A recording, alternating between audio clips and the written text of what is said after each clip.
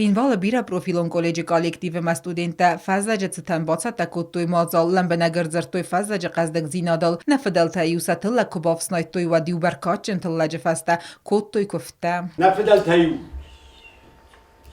kutui kuft sa fazlaga faldui kubovsnaitui wad ma felde shabay ali ru khajardar nanizay namoshtai qaljagay mbala ya fazlagil der istedort der khizat zimag madar wajag madar shama yul der va khajar tay jogoy fitjaj der nani jinoday atchi jinoday ma qaljag jinoday اشتر خوشان فندو فتاوی واسترجه دکوه گادم استم شمای نگید چلی وستونه آل خود دروا صبر جیناد آچه جیناد شمای نقبول تا هوش وزاو فده بونه خشت با فدبلز خشت ما کال فینوی Organizator tabay kutui dua berek bune qatta goy midagis ama mawa mehrazma qoma waqtay koy iron literaturun vzaje bandure verek khitak katekustay sada ikhsay fonza yubileyma berek bunu nizar falia berek khosaktam gaska akhastoy amya fazlaje berek bunima bay kutui студента кандгенiem завгатана бакастесте фалама хифестем завгатадар.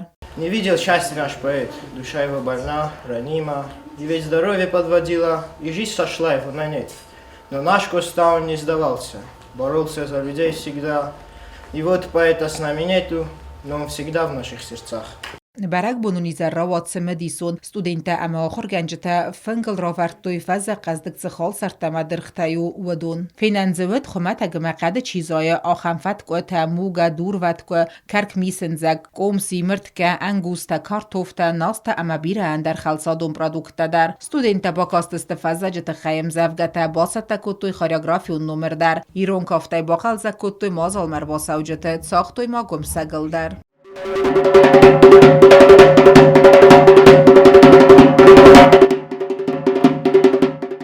Лесов таинственная сень с печальным шумом обнажалась. Ложился на поля туман, гусей крикливых караван тянулся к югу. Приближалась довольно скучная пора. Стоял ноябрь уж у двора. Аркорста малласта, нахорта нахос, чикусия мусал, чилвена яфоз. Хорбира, фосбира, хотса фарце, нахох пастабакот, цедиш сагдаце.